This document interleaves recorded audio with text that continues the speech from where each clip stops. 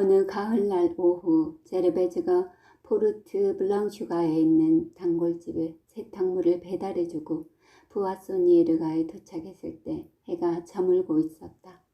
아침에 비가 와서 날씨는 따뜻했으나 진창이 된 길에서는 기름 냄새가 났다. 그녀는 큰 광주리를 힘겹게 들고 약간 숨을 헐떡이며 느릿한 발걸음으로 몸을 축 늘어뜨리고 피로와 함께 부풀어 오르는 관념적인 욕망을 막연히 느끼면서 오르막길을 올라갔다. 그녀는 무엇인가 맛있는 것이 먹고 싶었다. 그때 마침 그녀의 눈에 마르카테에 가라고 쓴 편말이 눈에 띄었다. 문득 구제가 일하는 공장을 찾아가 볼까 하는 생각이 들었다. 그는 몇 번이고 쇠가 가공되는 것을 보고 싶거든 언제라도 들르라고 했다. 물론 다른 직공들이 그녀를 보게 된다면 에티엔느를 만나러 왔다고 하면 될 것이다. 볼트와 큰 못을 만드는 공장은 여기서 얼마 떨어지지 않은 마르가데의 가 끝에 있을 것 같았다. 그녀는 정확하게는 알지 못했던 것이다. 군데군데 공터가 있는 누추한 집들이 늘어서 있었고 대부분 문패가 떨어져 있었기 때문에 한결 찾기가 어려웠다. 이러한 거리라면 세상의 황금을 다 준다고 해도 전혀 살고 싶은 생각이 없었다. 부근 공장에서 날아온 석탄 먼지 때문에 더럽혀진 거리는 군데군데 움푹 패서 물 웅덩이를 이루고 있었다.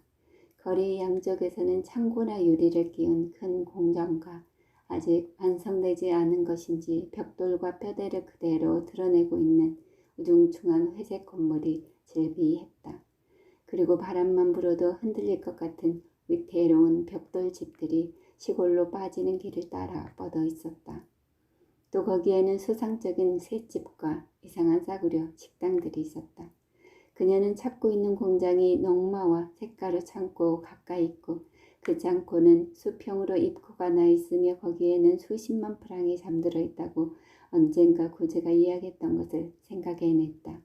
그녀는 그곳에서 여러 공장의 소음에 둘러싸여 어느 쪽으로 가야 좋을지 생각해 보았다. 공장 지붕 위에서는 가느다란 굴뚝이 맹렬한 기세로 연기를 내뿜고 제재소에서는 마치 옥양목 처원을 찢는 것 같은 날카로운 소리가 규칙적으로 들려오고 단추 공장에서는 기계의 회전과 덜거덕거리는 소리가 지면을 진동시키고 있었다. 그녀가 더 앞으로 나가야 하는지를 알 수가 없어 멍청이 몽마르트 방면을 바라보고 있는데 강한 바람이 세차게 불어와 굴뚝으로부터 그 얼음을 휙 하고 불어내려 거리를 더럽혔다. 그녀는 눈을 감고 숨을 죽였다. 그때 쇠멍치 소리가 경쾌하게 들려왔다. 그녀는 자신도 모르는 사이에 그 공장 바로 앞에 와 있었던 것이다. 그녀는 바로 곁에 녹마루 가득 찬 창고를 보고 그것을 알았다. 그러나 어디로 들어가야 할지 몰라서 그녀는 또다시 그대로 머뭇거리고 있었다. 목책이 부서진 곳에 길이 하나 나 있는 것으로 보아 허물어진 건물에 석회 부스러기를 쌓아 올린 그 안쪽으로 통로가 있는 것 같았다. 탁해 보이는 물 웅덩이가 길을 가로막고 있어 널빤지를 건너 왼쪽으로 꺾어 들어갔는데 하늘을 향해 뒤집혀져 있는 이륜마차와 허물어진 집의 골격이 여기저기 서 있었다. 황폐한 폐가들이 절비한 이상한 숲속으로 잘못 들어온 기분이었다. 그 맨 끝쪽에 해질 무렵에 어슴푸레한 어둠을 꿰뚫고 빨간 불빛이 하나 반짝이고 있었다. 쇠망치 소리는 이미 그쳐 있었다. 그녀는 조심스럽게 불빛 쪽으로 걸어갔다. 그때 석탄 때문에 새까맣게 된 얼굴에 염소 수염을 기른 직공 한 사람이 파르스름한 눈으로 곁눈질을 하면서 그녀 곁을 지나갔다. 잠깐 말 좀 묻겠습니다. 여긴지 모르겠어요. 에티엔느라는 아이가 일하고 있는 곳이. 그 애는 내 아들입니다마는. 에티엔느? 에티엔느? 그 직공은 몸을 흔들면서 쉰 소리로 되풀이했다. 에티엔느라고 모르겠는걸? 그가 입을 열자 브랜디에 헌 통마개를 뺀 것처럼 알코올 냄새가 후 끼쳐왔다.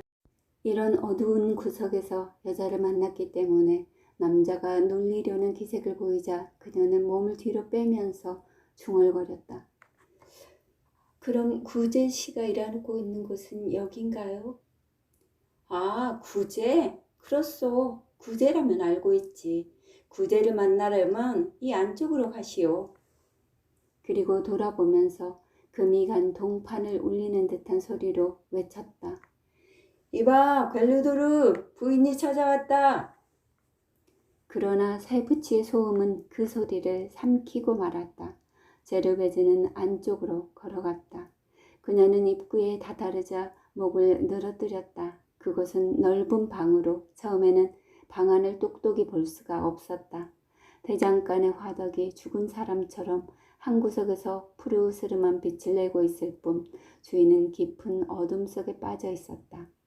큰 그림자가 몇 개 가물거리고 이따금 그 희미한 빛을 가로막고 검은 덩어리가 지나갔다. 그 손발의 크기로 가히 그 크기를 상상할 수 있는 사람들이었다. 제르베즈는 안으로 들어갈 생각을 버리고 입구에서 낮은 소리로 불렀다. 구제씨, 구제씨. 갑자기 모든 것이 환히 드러났다. 풀무가 소리를 내면서 하얀 불꽃이 한 줄기 튀어나왔다. 송판 칸막이로 빈 틈을 막고 구석을 벽돌로 쌓아올린 튼튼한 창고가 나타났다.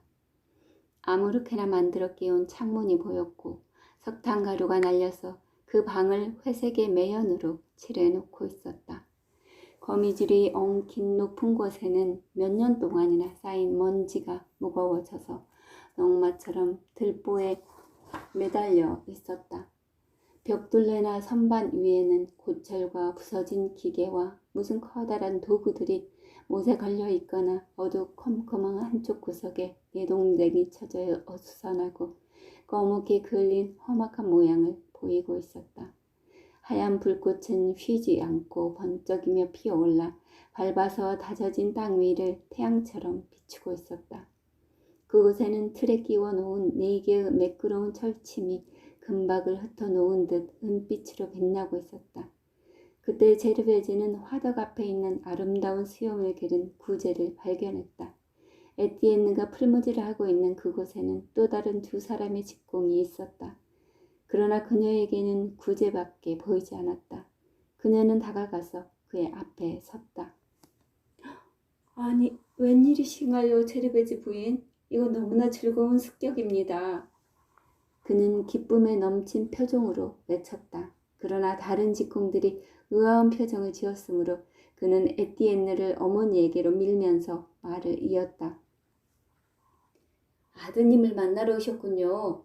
얌전히 일하고 있습니다. 팔뚝에 힘도 오르기 시작했고요. 정말 여기까지 오는데 얼마나 힘이 들었는지 몰라요. 세계의 끝에라도 온 느낌이에요. 그녀는 말했다. 그리고 그녀는 오는 도중에 겪었던 이야기를 했다. 그녀는 이 공장에서 에티엔느의 이름이 알려져 있지 않은 까닭을 물었다. 구제는 웃었다. 그러고는 이 소녀는 알제리아의 보병처럼 머리를 짧게 깎고 있기 때문에 모두들 꼬마 주주라고만 부른다는 것이었다. 2사람이 이야기를 하고 있는 동안에 에티엔느는 풀무질을 멈췄다. 화덕에 불꽃이 가라앉아 다시 어두워진 작업장은 붉은 빛이 희미해져 갔다. 대장장이는 감동하여 이 희미한 빛 속에서 생생하게 미소 짓고 있는 젊은 여자를 바라보았다. 2사람이 어둠에 삼켜져 아무 이야기도 하지 않게 되었을 때 그는 문득 생각이 난 듯 침묵을 깨트리며 말했다. 실례하겠습니다, 제르베즈 부인. 난 끝마쳐야 할 일이 있어서요. 저기서 잠깐 기다려 주시겠죠? 방해가 되지는 않으니까요. 그녀는 거기에 머물렀다. 에티엔느는 다시 풀무질에 매달렸다. 화덕은 화살처럼 불꽃을 날리며 타올랐다. 소녀는 어머니에게 자기의 힘을 보여주기 위하여 회오리 바람처럼 세차게 바람을 불어넣었기 때문에 불꽃은 한층 더 치열하게 튀어올랐다. 구제는 선체 달궈진 새 막대기를 지켜보면서 손에 집게를 들고 기다리고 있었다. 휘황한 빛이 그를 강하게 비추며 한 조각의 그림자도 만들지 않았다. 그는 셔츠의 소매를 걷어 올리고 빛을 열어젖히고 있었으므로 팔도 가슴도 그대로 드러나서 처녀처럼 불그스름한 피부에는 곱슬곱슬한 금빛 털이 드러나 보였다. 근육이 불룩한 억센 어깨 사이로 약간 머리를 숙이고 긴장된 얼굴에 파릇한 눈으로 붉고 위를 눈도 깜빡이지 않고 응시하고 있었다. 그것은 어떤 거인이 자신의 힘을 믿고 침착하게 휴식을 취하고 있는 것처럼 보였다. 새막대기가 배결하는 상태가 되자 그는 집게로 집어 철침 위에 얹고 쇠망치로 마치 유리토막을 두드려 꺾듯이 가볍게 두드려 같은 길이로 잘랐다. 그러고는 그 새막대기를 다시 불에 놓고 하나씩 꺼내 가공했다. 그는 육각형의 리벤 못을 만들고 있었다. 쇠막대기를 못틀에 넣어 두들겨서 못의 머리를 만들고 6개의 면을 평평하게 다듬어 완성된 못을 땅에 던졌다. 그 맹렬한 빛의 반점은 검은 땅 위에서 차차 사라져갔다. 오른손으로 5파운드의 망치를 휘두르면서 한 번씩 내리칠 때마다 그는 세부를 완성해 갔는데 그러면서도 상대방과 이야기를 나누거나 사람을 쳐다볼 수 있을 정도로 능숙한 솜씨였다. 철침은 은이 울리는 소리를 냈다. 그는 땀 한 방울도 흘리지 않았으며 아주 수월하게 마치 밤에 집에서 그림을 오려낼 때처럼 망치를 두드리고 있었다. 이건 20mm의 작은 못입니다. 하루 300개 정도는 만들 수 있지만 곧 피로해지기 때문에 숙련된 사람이 아니면 안 됩니다. 그는 제르베즈의 물음에 대답했다. 그리고 그녀가 일을 마치면 손목이 아프지 않느냐고 물었으므로 크게 소리내어 웃었다. 그녀가 자기를 연약한 처녀와 같은 줄로 알고 있는 모양이라고 여겼다. 그의 손목은 15년 동안이나 이 힘든 일을 해왔다. 못도 볼트도 한 번도 쳐본 적 없는 도련님이 그 5파운드짜리 새 망치를 장난감 다루듯이 휘두른다면 2시간도 안 되어 허덕이고 지치고 말 것이다. 보기에는 아무것도 아닌 것 같지만 건장한 남자들도 몇 년 동안 하다 보면 나가 떨어지는 수가 있었다. 이런 얘기를 주고받는 사이에도 다른 직공들은 모두 열심히 망치를 두드리고 있었다. 그들의 커다란 그림자는 빛 속에서 춤을 추고 있었다. 석탄불에서 비춰오는 붉은 빛이 어두운 안쪽을 꿰뚫고 불꽃은 새 망치 밑에서 햇빛처럼 튀기면서 흩어졌다. 제르베즈는 대장간의 진동에 홀린 듯이 만족한 기분으로 그 자리를 떠나려 하지 않았다. 그는 손을 대지 않게 멀리 돌아 에티엔느가 있는 쪽으로 가려고 했다. 그때 조금 전에 안와당에서 그녀가 말을 붙인 그 지저분한 수염을 기른 직공이 들어오는 것이 보였다. 용케 찾으셨군요, 부인. 이봐 갤루도르, 이 아주머니에게 자네가 있는 곳을 알려준 것은 나야. 그는 사람을 놀려대기 좋아하는 주정꾼처럼 말했다. 그는 베크 살레 또는 부하생 수아프라고 불리는 사람으로 매우 훌륭한 기술을 가진 볼트 직공이었으나 하루 한 병씩 브랜디를 몸속에 부어 넣었다. 그는 6시까지는 기름이 모자랄 것 같아서 한 잔 마시러 나갔던 것이다. 주주의 진짜 이름이 에티엔느라는 것을 알고 그는 매우 재미있다는 듯이 검은 이를 드러내고 웃었다. 그는 곧 제르베즈를 알아보았다. 바로 어제 쿠포와 술을 마셨던 것이다. 쿠포에게 부하생 수아프 이야기를 한다면 당장에 그 녀석은 괴짜라고 말할 것이다. 정말 그는 참 좋은 사람이지. 그 녀석은 때때로 자기보다 훨씬 많은 술을 샀다. 아주머니가 그 녀석의 부인이라니 참 유쾌합니다. 그는 되풀이했다. 그 녀석은 아름다운 부인을 가질만 하지. 안 그래 갤르도르? 이 아주머니 아주 미인인데. 그가 능청을 떨면서 제르베즈 쪽으로 다가왔기 때문에 제르베즈는 그가 더 가까이 오지 못하게 광주리를 들어 자기 앞에 놓았다. 구제는 친구가 제르베즈에게 장난을 하려는 것을 보고 화가 나서 외쳤다. 이 게으름뱅이야. 40mm 볼트는 언제 시작할 작정이야? 뱃속을 채우고 왔으니까 이제 시작하도록 해. 이 술주정뱅이야. 대장장이는 철침에서 두 사람이 마주 두드려야 하는 대형 볼트의 주문 얘기를 꺼냈다. 당장이라도 시작하지. 이 큰 아기야. 엄지손가락이나 밟고 있으면서 어른 같은 소리를 하고 있군. 덩치만 커선 아무 소용없어. 나는 덩치가 큰 놈을 몇 놈씩 녹여버렸으니까. 부하생 스와프가 대답했다. 그럼 좋아. 당장 해치우자. 우리 둘이서. 좋았어. 시건방진 놈아. 두 사람은 제르베즈가 보고 있었으므로 신이 나서 우쭐거렸다. 구제는 미리 잘라놓았던 쇠조각을 불에 넣었다. 그러고는 철침 위에 구경이 큰 못들을 장치했다. 한쪽은 벽 쪽에서 20파운드나 되는 큰 망치를 2개 가지고 왔다.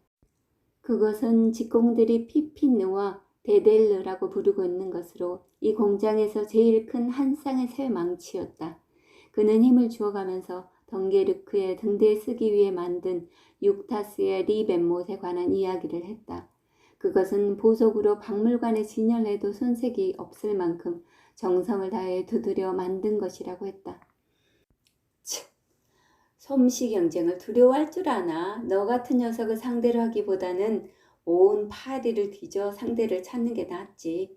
웃기는구먼. 어디 두고 보자. 아주머니가 심판관이야. 그는 젊은 여자 쪽을 돌아보면서 말했다. 제발 좀 그만 짓거리도록 해. 주주 힘을 내. 아직도 달궈지지 않았어. 구제가 외쳤다. 그러나 부하생 스와프는 다시 물었다. 그럼 같이 때리는 거야? 아냐. 각자가 자기 볼트를 치는 거야. 이 제안에 좌중에 야릇한 공기가 감돌았다. 여태까지 큰 소리만 탕탕 치던 상대방은 한마디 말도 하지 않았다. 40mm 볼트가 한 사람의 손에서 만들어지는 일은 일찍이 없었던 일이다. 더욱이 볼트는 머리가 둥글어야 했으므로 매우 어려운 일이며 만약 완성된다면 그건 걸작이겠지만 작업장의 다른 세 사람의 직공들은 자기들의 일을 내던지고 구경을 하러 왔다. 키가 크고 야윈 직공이 구제가 질 것이라는데 술 한 병을 걸었다. 그동안의 두 대장장이는 피피느가 데델르보다 반 파운드나 무거웠으므로 눈을 감고 각자 망치를 잡았다.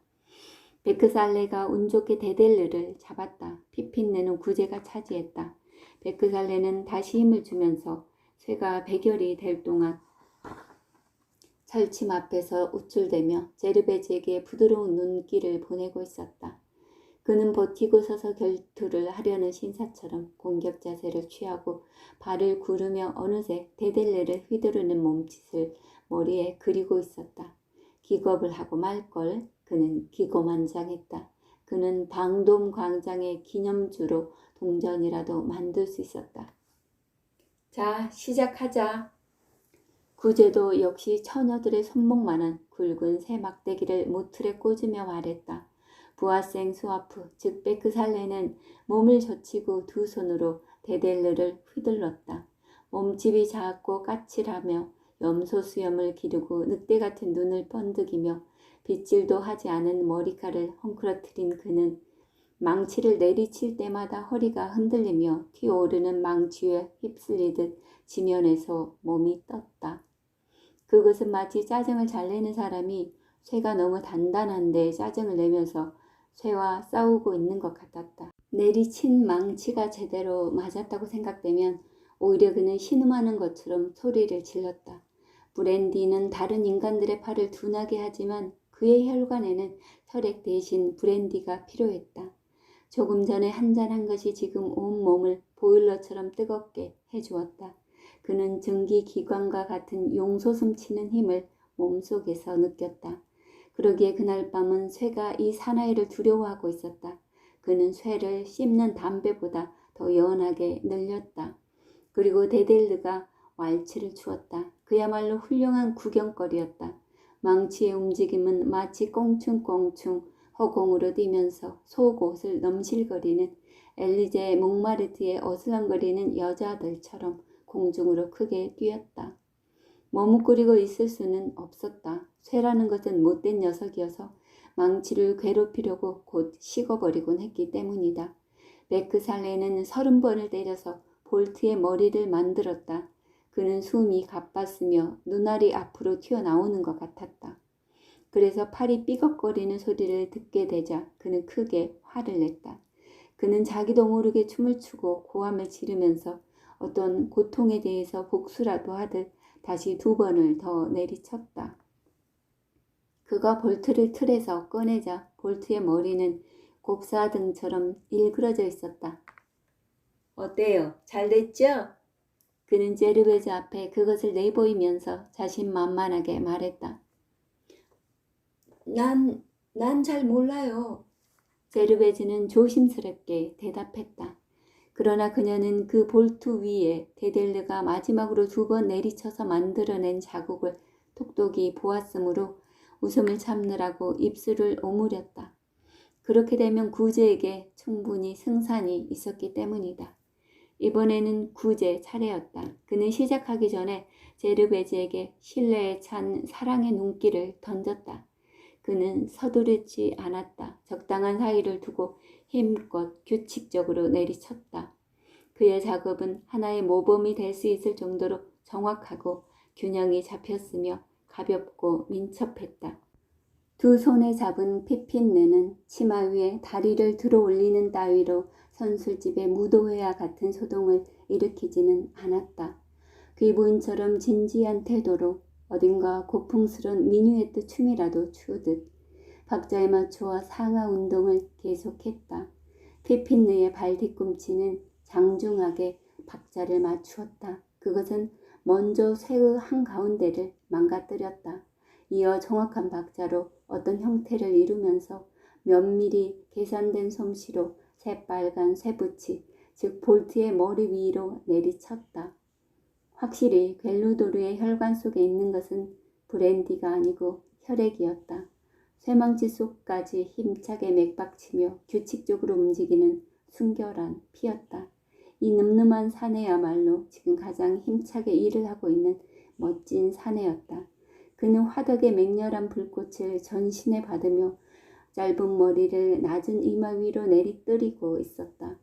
이 금빛의 아름다운 수염은 고리를 이루며 늘어졌으며 불이 붙은 것처럼 얼굴 전체를 황금의 실로 빛나게 하여 그야말로 금빛 얼굴을 만들고 있었다.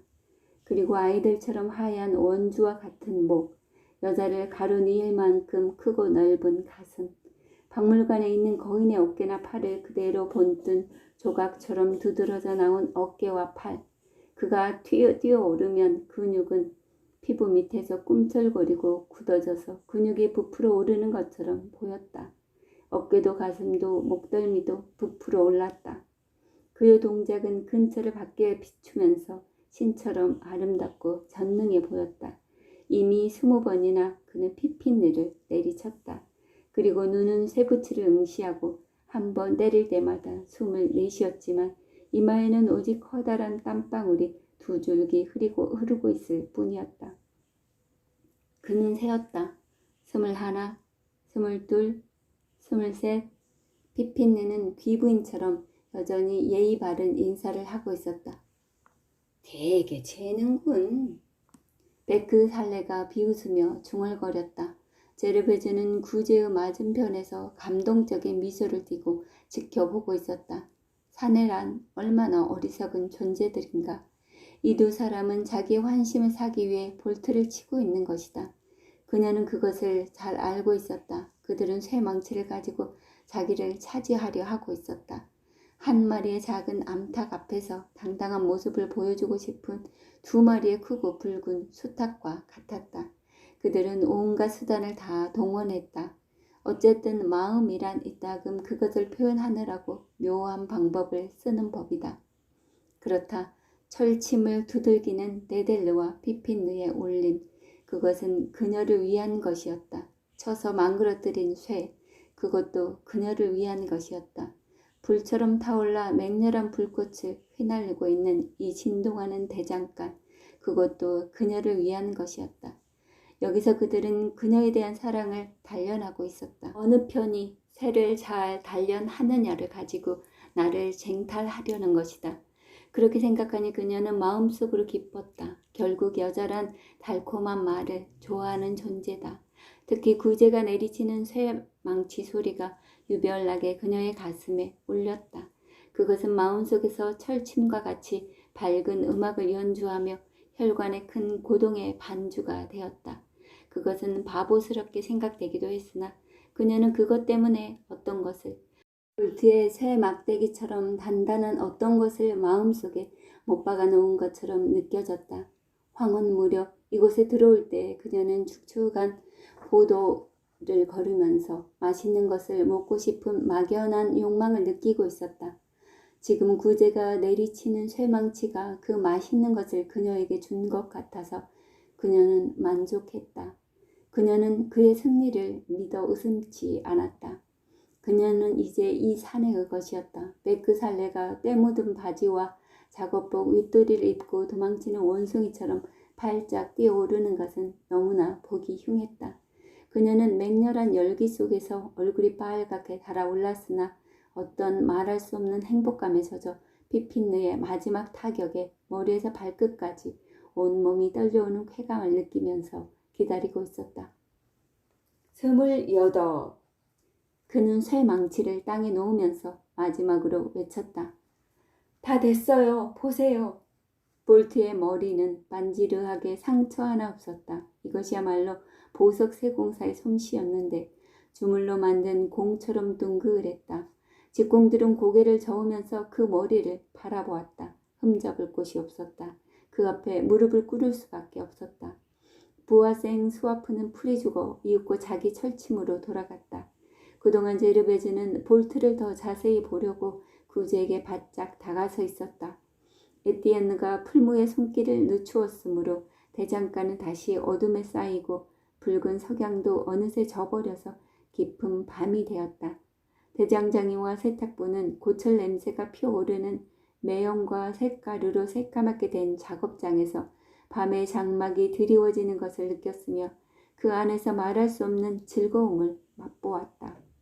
설사 그들이 뱅색느 숲의 풀밭에서 미래를 했다고 해도 이 이상으로 두 사람만 존재한다는 느낌은 아니었을 것이다. 그는 마치 그녀를 쟁취한 것처럼 그녀의 손을 덥석 잡았다. 그리고 밖으로 나왔으나 두 사람은 한마디도 주고받지 않았다. 그는 언뜻 적당한 말이 떠오르지 않았다. 단지 아직도 30분을 더 해야 할 일만 없다면 에티엔느를 데리고 갈 수 있을 텐데 미안하다는 말을 했을 뿐이었다. 그녀는 일어섰다. 그러자 그는 다만 몇 분이라도 더 붙들어 두기 위해 그녀를 불러 세웠다. 이리 와봐요. 아직 다 보여드리지 못한 것이 있습니다. 재미있는 것이 있어요. 그는 그녀를 오른쪽에 있는 다른 건물로 안내했다. 그곳에는 공장주가 모든 제조 기계들을 갖추어 두고 있었다. 그녀는 문턱에서 본능적인 공포를 느끼고 머뭇거렸다. 그 넓은 방은 기계의 진동으로 몹시 흔들리고 있었다. 커다란 어둠이 감돌고 붉은 불빛이 반점을 이루며 여기저기 떠오르고 있었다. 그러나 그는 웃으면서 아무것도 무서울 것이 없다면서 그녀를 안심시켰다. 다만 치마를 톱니바퀴에 가까이 하지 않도록 주의해야 한다고 했다. 귀가 멍멍해질 정도로 시끄러운 소음 속을 그가 앞장을 서고 그녀가 뒤따랐다. 그녀로서는 하나하나 분간할 수 없는 바쁜 듯한 사람의 검은 그림자와 팔을 작동하는 기계류, 그리고 정확하게 형체를 분간할 수 없는 것들이 엉클어져 있는 연기 속에서 여러 가지 소리들이 휙휙거리기도 하고 으르렁거리기도 했다. 통로가 너무 좁아서 장애물을 몇 개고 건너뛰고 웅덩이를 피하기도 했으며 짐 수레를 피해 옆으로 비껴서지 않으면 안 됐다.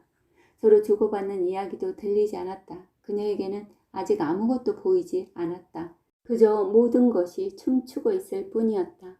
잠시 후 머리 위에서 크게 날개치는 듯한 소리가 들렸으므로 그녀는 눈을 들어 어마어마한 거미줄처럼 온 천장에 가득히 뻗쳐서 그 한 가닥 한 가닥이 끝없이 당겨져 가고 있는 기다란 벨트를 바라보았다. 전기기관은 구석의 작은 벽돌벽에 가려져 있었다. 벨트는 저절로 풀려나와서 밤에 날아다니는 새처럼 조용하지만 쉴 새 없이 규칙적으로 미끄러져 나왔다. 그것은 마치 이 소란한 진동을 암흑의 저편에서 싣고 오는 것처럼 느끼게 했다.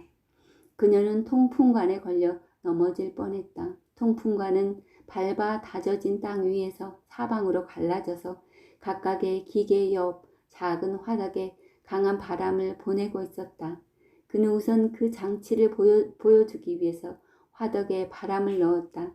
큰 불꽃이 사방에서 부채꼴로 퍼져나가며 연한 진홍색을 띤 눈부신 톱니 모양의 불꽃이 일어났다.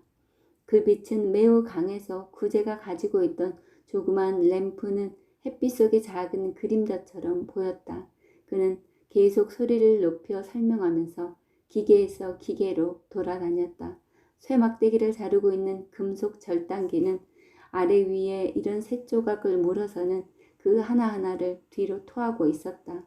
볼트와 리벤못을 제조하는 거대하고 복잡한 기계는 그 강력한 나선 장치로 한번 밀어낼 때마다 못의 머리가 만들어져 나왔다. 둥근 모양의 주물 제동기가 붙은 절단기는 강한 바람을 일으켜 제품 끝에 걷어 말아 올린 것을 잘라내고 있었다. 여공이 운전하고 있는 나사 제조기는 기름으로 번쩍이고 있는 강철의 톱니바퀴가 돌아가는 소리와 함께 볼트나 너트의 나선을 깎고 있었다. 그리하여 그녀는 벽에 세워놓은 쇠 막대기에서부터 구석구석에 쌓여있는 상자마다 가득 채워진 완성된 볼트나 리벤못에 이르기까지 그 전 공정을 알게 되었다. 그녀는 납득이 간다는 듯 고개를 끄덕이면서 미소를 지었다. 그러면서도 그녀는 한편으로 철공사에 거친 노동자들에 비해서 자기가 너무나 작고 연약한 것처럼 느껴져서 불안감이 엄습해 왔을 뿐만 아니라 목이 죄어옴을 느끼고 절단기에 둔탁한 소리를 낼 때마다 섬뜩한 기분으로 뒤돌아보았다. 차차 어둠에 익숙해지자 깊숙한 안쪽에서 몸을 꼼짝도 하지 않는 사람들이 성급하게 춤추고 있는 제동기를 조종하고 있는 것이 보였다. 그때 갑자기 화덕에서 불꽃이 확 하고 빛을 뿜어내었다. 그러고는 자기도 모르게 기계의 생명이며 혈맥인 벨트의 경쾌한 비약과 대들보의 막막한 암흑 속을 지나가는 그 위대한 말없는 움직임을 바라보았다. 그동안 구제는 리벤못을 만드는 기계 앞에 멈추어 서 있었다. 그는 거기서 고개를 숙이고 눈을 똑바로 뜬 채 깊은 생각에 잠겨 있었다. 기계는 40mm 리벤못을 거인처럼 침착하고 손쉽게 만들어내고 있었다. 사실 이것보다 간단한 것은 없었다. 화부가 화덕에서 쇠 조각을 꺼냈다. 그리고 숭룡공이 그것을 강철의 연화를 막기 위해 끊임없이 실줄기 같은 물줄기로 적시고 있는 모틀에 끼워 넣었다. 그것으로 모두 끝났다. 나선이 내려오고 볼트가 주형에 부어 넣은 것처럼 둥근 머리가 완성되어 땅으로 튀어나왔다. 12시간 동안의 그 훌륭한 기계는 몇백 킬로그램의 리벤못을 만들어냈다. 구제는 심술궂은 사람은 아니었지만 어떤 순간에는 이 기계가 자기보다도 늠름한 팔을 가지고 있는 것을 보고 화가 치밀어 피핀내를 휘둘러 이 고철을 죄다 때려 부수고 싶은 충동을 느꼈다. 그리고 인간의 육체로는 새와 싸울 수 없다는 사실을 깨닫고 체념했을 때도 이러한 사실은 그에게 더할 수 없는 슬픔을 자아냈다. 언젠가 반드시 기계가 노동자들을 죽이고 말 것이다. 이미 그들의 1급은 12프랑에서 9프랑으로 떨어졌다. 그리고 계속 더 내려갈 것이다. 게다가 소시지라도 만드는 것처럼 리벳과 볼트를 만들어내는 이 거대한 짐승 같은 것들이 자기들에게 기분 좋은 것이라곤 하나도 없었다. 그는 한마디도 하지 않고 이 기계를 3분 동안은 좋게 응시하고 있었다. 그러나 이윽고 그 표정은 체념으로 차차 부드러워졌다. 그는 자기 곁에 바짝 다가가 있는 제르베즈를 보고 슬픈 미소를 띠면서 말했다. 우리는 이것들을 도저히 당할 수가 없답니다. 하지만 아마도 앞으로 우리 모두의 행복에 도움이 될지도 모를 일이죠. 제르베즈는 이것이 모든 사람의 행복이 될 것 같진 않았다. 그녀는 기계로 만든 볼트는 사람이 만든 것보다 못하다고 생각했다. 당신은 내가 하는 말을 이해하겠죠? 그것들은 너무나 잘 만들어져 있어요. 나는 당신이 만든 것이 더 좋다고 생각해요. 적어도 예술가의 손이 스쳐간 흔적이 보이거든요. 그는 흥분하여 외쳤다. 그녀가 이처럼 말하는 것을 듣고 그는 무척이나 흡족한 기분이었다. 기계를 보고 나서 그녀로부터 경멸이나 당하지 않을까 두려웠기 때문이었다. 마지막으로 안뜰에서 그녀와 헤어질 때 그는 너무나 큰 기쁨에 여자의 손목을 으스러지도록 잡았다. 제르베즈는 토요일마다 세탁물을 배달하기 위해 구조의 집을 방문했다. 그들은 여전히 구투도르 새 거리의 조용한 집에서 살고 있었다. 첫 해에 그녀는 500프랑의 빚을 매월 20프랑씩 어김없이 갚아갔다. 계산을 복잡하게 하지 않기 위해 월말에 한 번만 결산을 했다. 구제 모자의 세탁물은 매월 7, 8프랑을 절대로 넘지 않았기 때문에 거기에다 차액을 더해서 20프랑으로 했다. 이렇게 해서 빚진 돈의 절반을 갚을 수 있었다. 그런데 그 무렵 집세 납부일이 손님이 약속을 지키지 않는 바람에 할 수 없이 그녀는 구제의 집에 가서 집세를 빚내왔다. 그 밖에 여공의 임금을 주기 위해 역시 구제 모자에게 부탁한 적이 있었다. 그래서 빚은 다시 415프랑이 되었다. 현재는 더 이상 한 푼의 돈도 갚지 못하고 있었다. 단지 세탁비만으로 빚을 상쇄해 가고 있을 뿐이었다. 그녀가 일을 하지 않는 것도 아니고 가게가 잘 안 되는 것도 아니었다. 오히려 그 반대였다. 그러나 그녀의 집에는 큰 구멍이 생겨 돈은 흔적도 없이 녹아버렸다. 그녀는 수입과 지출의 균형만 잡히면 그것으로 만족했다.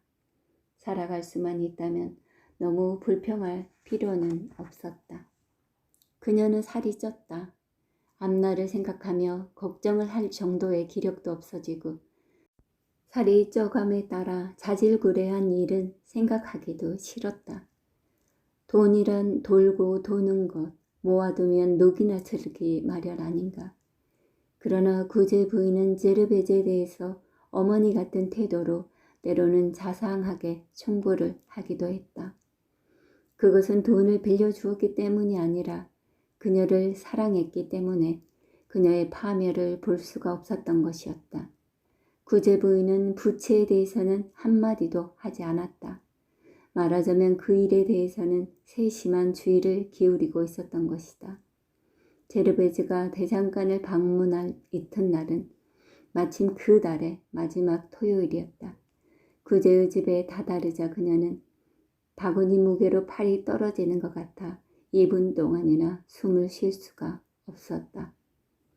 특히 시트가 들어있을 때의 세탁물의 무게는 견딜 수가 없을 정도였으며 모르는 사람은 결코 짐작조차 할 수 없었을 것이다.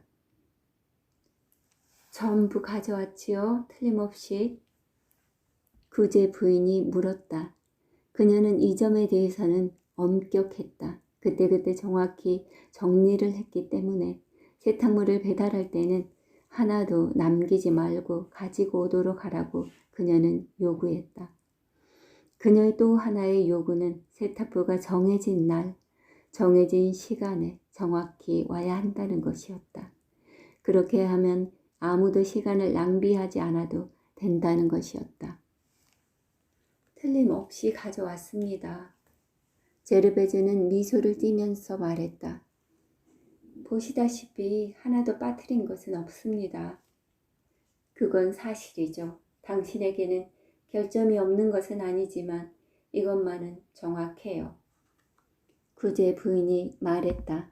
세탁부가 광주리에서 꺼낸 세탁물을 침대에 늘어놓고 있는 동안 노 부인은 그녀를 극구 칭찬했다. 그녀는 여느 세탁부처럼 세탁물을 태우지도 않았고 찢지도 않았으며 다리미로 단추를 떼는 일도 없었다.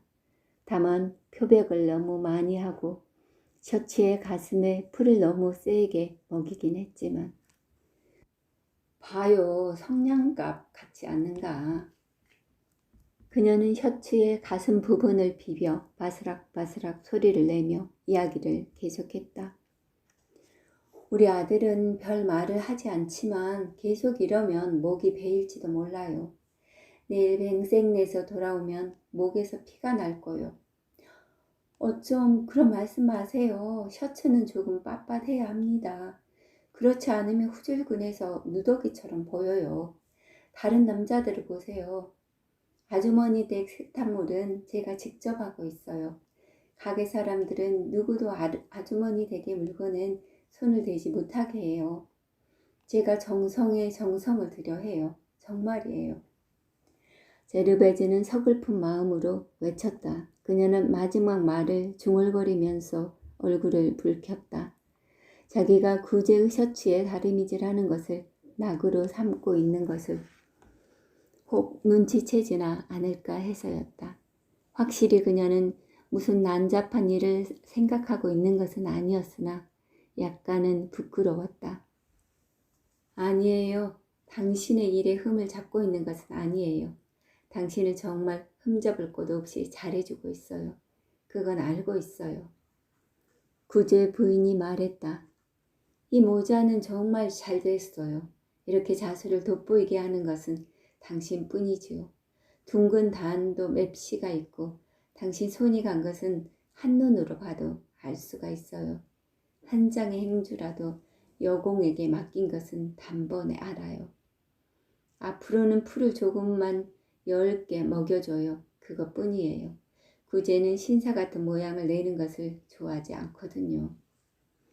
그러는 동안 제르베즈는 펜으로 장부에 적힌 세탁물과 이름을 지우고 있었다. 하나도 빠짐없이 전부 있었다.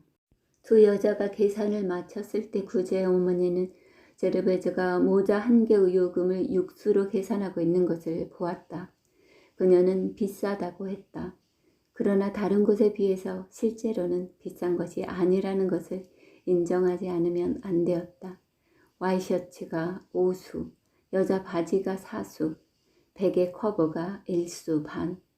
앞치마 1수의 요금은 어느 세탁소에서나 이런 물건 하나하나에 2리아드에서 때로는 1수씩 더 받는 것으로 보아 결코 비싼 것은 아니었다. 그 다음에 제르베즈는 노 부인이 기록한 빨랫거리를 하나하나 읽고 나서 바구니에 그것을 넣었으나 가려하지 않고 무척 하기 어려운 부탁이 있는데 감히 하지 못하는 것처럼 머뭇거리고 있었다. 구제 아주머니, 가까스로 그녀는 입을 열었다. 괜찮으시면 이번 달에는 세탁비를 좀 받았으면 해서요. 두 사람이 계산을 해보니 이번 달에는 액수가 꽤 컸다. 자그마치 10프랑 7수나 되었다. 구제 부인은 엄숙한 표정으로 그녀를 바라보았다. 그리고 대답했다. 그렇게 하도록 하죠. 당신이 돈이 필요하다고 하는데 내가 그것을 거절할 수 있겠어요? 그러나 그렇게 해서는 절대로 빚에서 벗어날 수 없어요. 당신을 위해서 하는 말이에요. 알겠어요? 정신을 차리지 않으면 안 됩니다. 제르베즈는 머리를 숙이고 중얼거리며 그 훈계를 듣고 있었다. 갈탄 장사에게 써준 차용 증서의 돈을 치르는데 10프랑이 필요했다. 그러나 구제 부인은 증서라는 말을 듣고는 한층 더 엄격한 표정을 지었다. 그녀는 자기 자신을 본보기로 들어 훈계를 계속했다. 구제의 1급이 12프랑에서 9프랑으로 떨어진 후 그녀는 지출을 삼가고 있었다. 젊었을 때 분별 없이 날뛰면 늙어서 굶어 죽게 되는 것이다. 그러나 그녀는 차마 제르베즈에게 빚을 갚게 하려고 세탁물을 맡기고 있다고는 말하지 않았다. 전에는 모든 빨래를 자신이 직접 했다. 제르베즈는 10프랑 7수의 돈을 손에 쥐자 감사하다는 인사를 하고 급히 도망치듯 빠져나왔다. 그리하여 층계참으로 나오자 그녀는 한숨을 내쉬고 춤이라도 추고 싶은 심정이었다. 그녀는 돈 문제로 옥신각신하고 창피당하는 일엔 이미 익숙해졌기에 그저 그것이 끝났을 때의 시원한 느낌 이외에 다른 일은 잊어버렸다. 바로 그 토요일날 제르베즈는 구제의 집 계단을 내려오다가 뜻하지 않은 사람을 만났다. 그녀는 바구니를 든 채 난간 쪽에 몸을 기대고 밑에서 올라오는 여자를 길을 비껴주었다. 모자를 쓰지 않은 키가 큰 부인이 아가미에서 피가 철철 흐르고 있는 싱싱한 청어를 종이에 싸들고 올라오고 있었기 때문이었다. 그런데 그 여자가 바로 저 공동 빨래터에서 두들겨 패주었던 미르진이었다. 두 사람은 정면에서 마주 보았다. 순간 제르베즈는 그 청어가 얼굴에 날아올 것 같아서 눈을 감았다. 그러나 그런 일은 벌어지지 않았다. 비르지니는 가볍게 웃음을 띄었다. 그래서 바구니로 계단을 막고 있었던 제르베즈는 상냥하게 대해주려고 생각했다. 그땐 미안했어요. 그녀가 말했다. 아니에요. 이제 다 잊어버렸어요. 큰 귀에 갈색 머리를 한 비르지니가 말했다. 두 여자는 계단 가운데 멈춰 서서 곧 화해를 하고 옛날의 불쾌한 이야기는 한마디도 건네지 않은 채 서로 이야기를 주고받았다.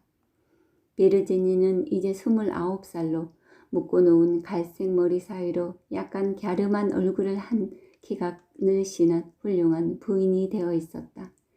그녀는 곧 상대로부터 멸시를 당하지 않기 위해서 자기에 관한 이야기를 했다. 그녀는 옛날에 단목 세공사였으나 군대에서 제대한 후에는 직공보다는 확실성 있고 존경도 받는 경찰관을 지망하고 있는 남자와 지난 봄에 결혼했다. 마침 그날은 그 남자가 좋아하는 청어를 사오는 길이었다. 남편은 청어를 너무 좋아한답니다. 남자란 아이들 같아요. 안 그래요? 어쨌든 잠깐 들어와요. 우리 집 구경도 하고. 이 방은 통풍이 잘 돼요. 그녀가 말했다. 이번에는 제르베즈가 자기가 결혼한 이야기를 한 뒤에 그 방은 전에 자기들이 살던 곳이며 거기서 계집애를 낳았다는 말을 하자 비르지니는 한층 더 어서 가자고 재촉을 했다. 옛날에 행복했던 곳을 다시 와보는 것은 언제나 즐거운 일이었다. 비르지니는 5년 동안 강 건너에 있는 그로카이유에서 살았다. 그곳에서 그녀는 군대에 있던 지금의 남편을 알게 되었다. 그러나 그녀는 너무 심심해서 아는 사람들이 사는 구투도르가로 돌아오고 싶었다. 그리하여 2주일 전부터 구제의 집과 마주보는 이 방으로 옮겨온 곳이었다. 방 안은 아직 어수선하게 흩어져 있었지만 차차 정리가 되어갈 것이라고 말했다. 그러고는 층계참에서 두 사람은 처음으로 서로의 이름을 불렀다. 쿠포 부인, 부하성 부인.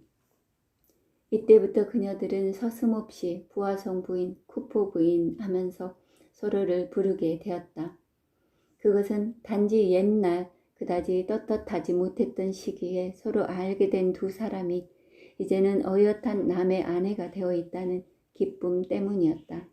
그러나 제르베즈는 마음속으로는 경계를 했다. 이 키다리 갈색 머리의 여자는 분명히 어떤 음모를 꾸며 그 공동 빨래터에서 불길을 맞은 일 이상으로 복수를 하기 위해 화해를 했을 것이라고 생각했기 때문이다. 제르베즈는 경계를 게을리해서는 안 된다고 생각했다. 15분 동안 비르지니는 지나칠 정도로 부드럽고 자상한 태도를 보였다. 그래서 제르베즈도 상냥하게 굴어야만 했다. 방에 올라가 보니 흑빛 얼굴에 불그스름한 콧수염과 황제 수염을 기른 35살 난 남편 부하송이 창가에 놓인 탁자에서 일을 하고 있었다. 그는 자그마한 상자를 만들고 있었다.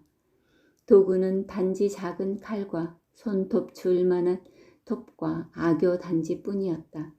사용하고 있는 재료는 헌 담배 상자와 거칠게 민 엷은 마호가니 판자였는데 그는 그것을 아주 솜씨있게 오려내기도 하고 장식하기도 하는 일에 열중하고 있었다. 하루 종일 1년 내내 그는 6cm에 8cm쯤 되는 상자를 만들었다. 그 상자에 나무 조각을 이어 맞추기도 하고 여러 가지 모양의 뚜껑을 바꾸기도 하고 칸막이를 하기도 했다. 그것은 경찰관으로 임명될 때까지의 위안이며 심심풀이기도 했다. 옛날 단목세공업에 종사했던 까닭에 작은 상자를 만드는 일을 즐기는 것에 지나지 않았다. 그는 그 제품을 팔지 않고 아는 사람들에게 선물로 주고 있었다.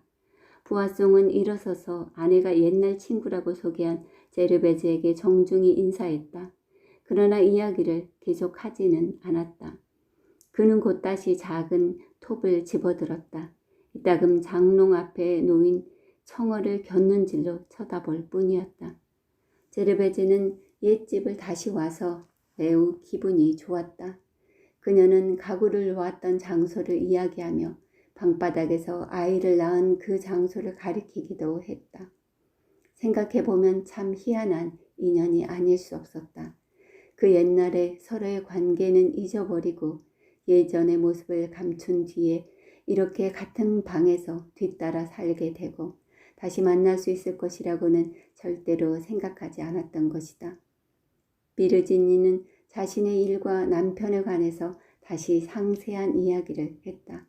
남편이 숙모로부터 유산을 조금 받았다고 했다.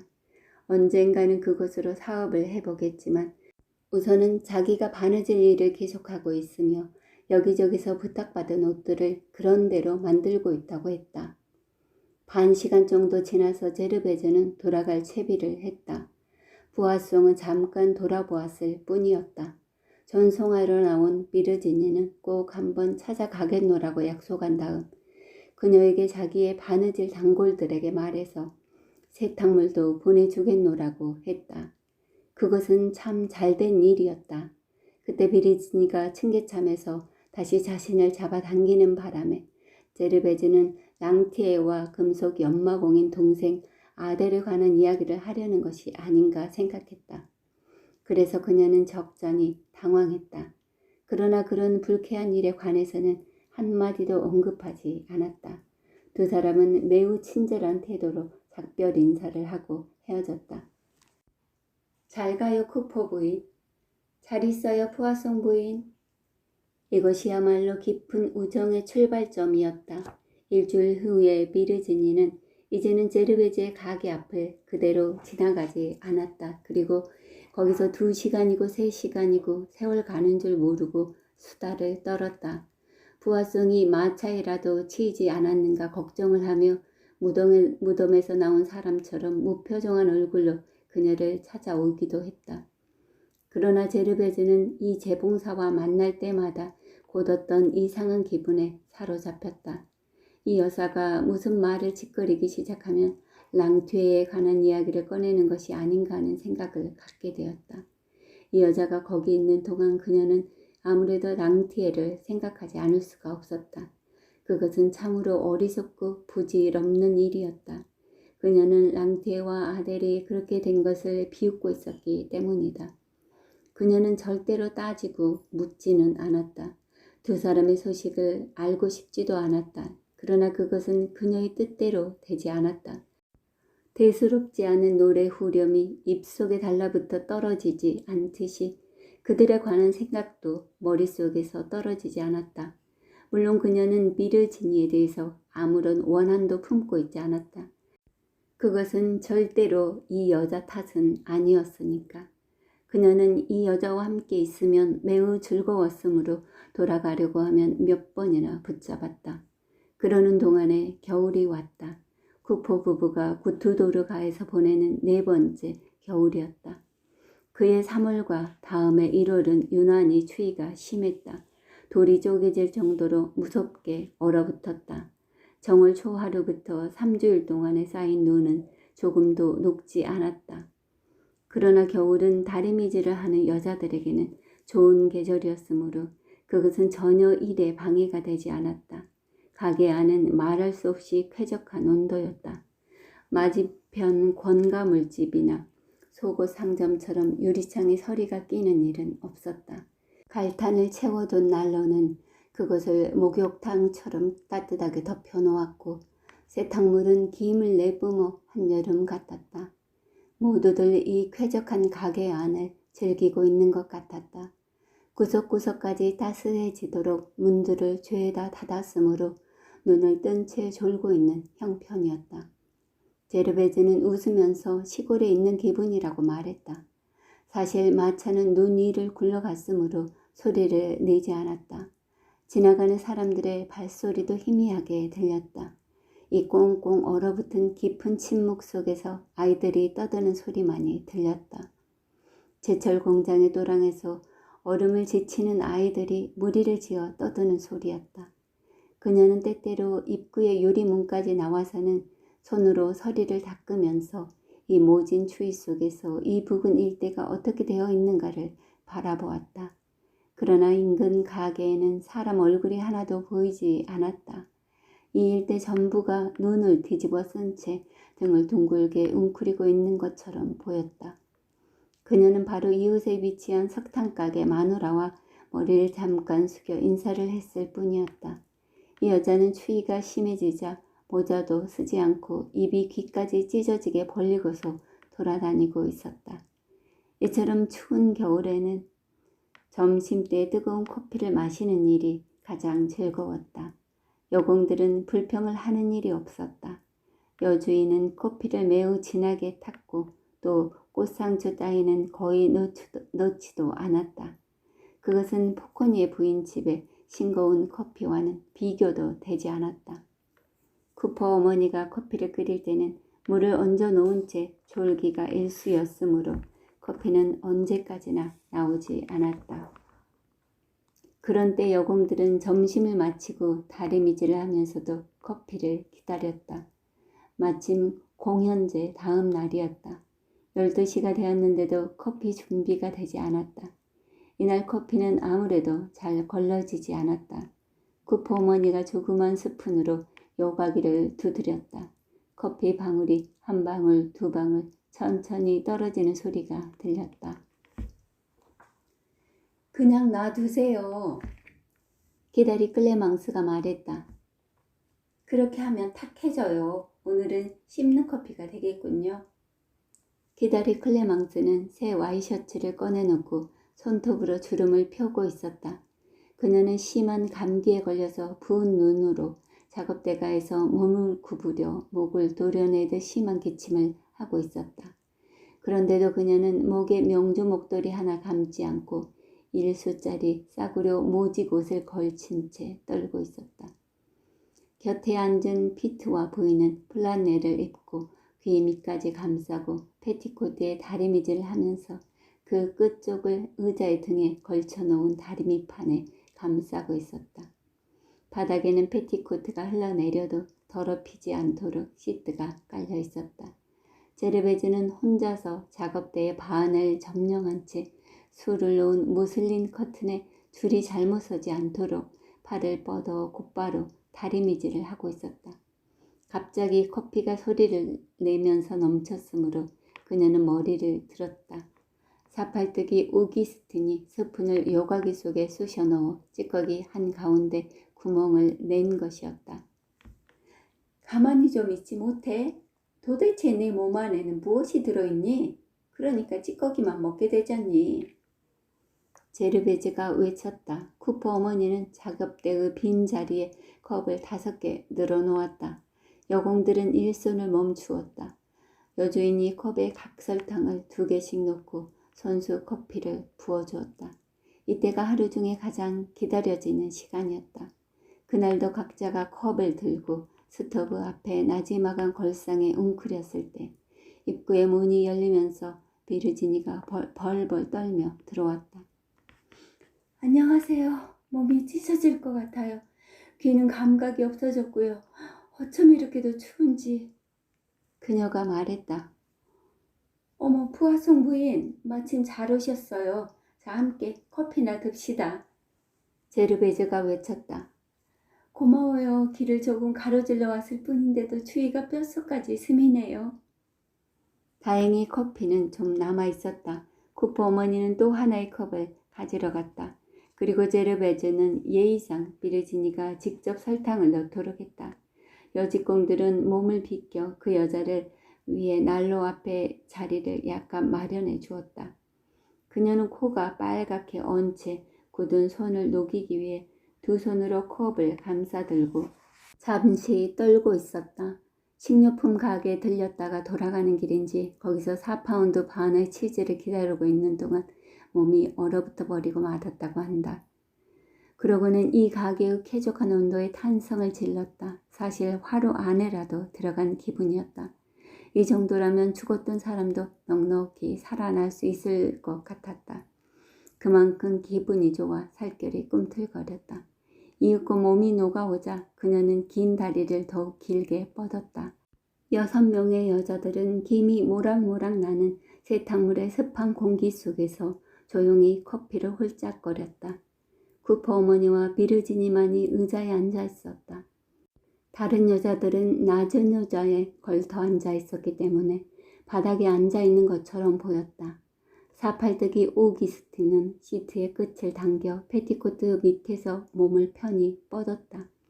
모두들 코를 컵 속으로 쳐박고 커피를 마시면서 잠시 동안 아무도 말을 하지 않았다. 역시 맛있어요. 클레망스가 말했다. 그러나 그녀는 갑자기 기침이 나서 목이 메일 것 같았다.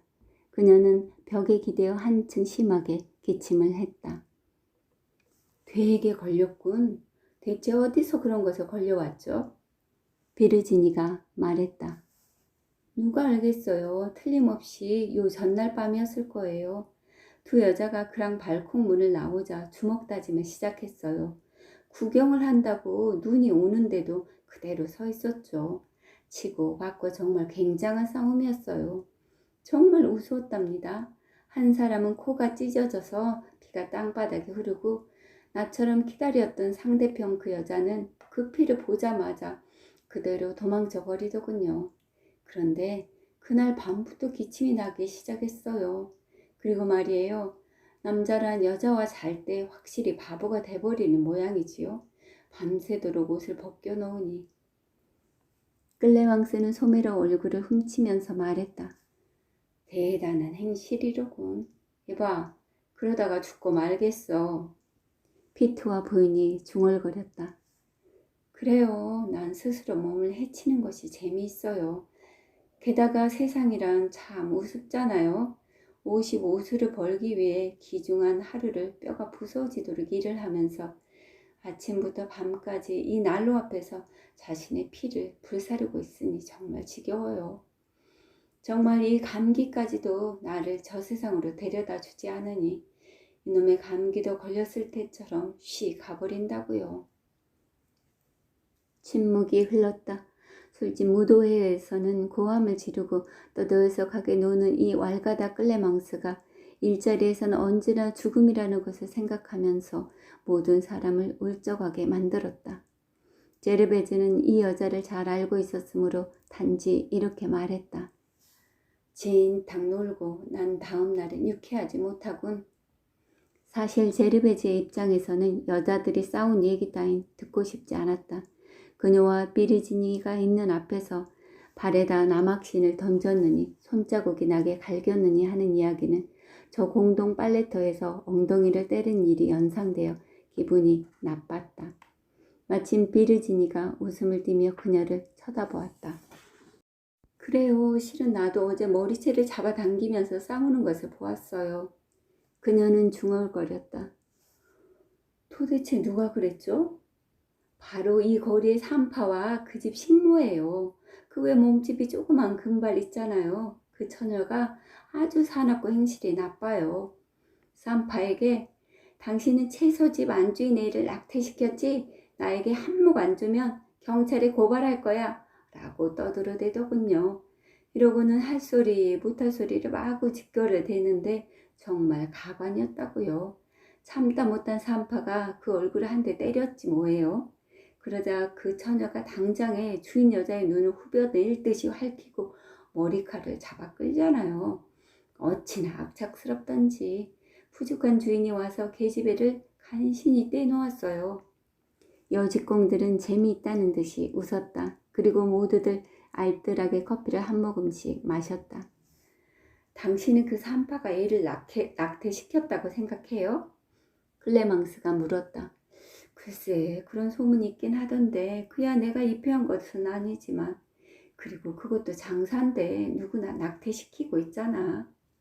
비르지니가 대답했다. 어머, 그래요? 비트와 부인이 말했다. 산파 따위를 신용한다는 것은 매우 어리석은 짓입니다. 천만의 말씀이라고 잘못되면 병신이 되고 말아요. 아주 확실한 방법이 있어요. 밤마다 성수를 한 그릇씩 마시고 배 위에다 엄지손가락으로 성어를 긋는 거예요. 그러면 바람처럼 깨끗이 없어지죠. 잠들어 있다고 생각했던 쿠퍼 어머니가 고개를 흔들면서 그 말에 반대했다. 그녀는 그보다 더 확실한 방법을 알고 있다고 말했다. 즉 2시간마다 삶은 계란을 하나씩 먹으면서 허리에 시금치 잎을 붙여주면 된다고 했다.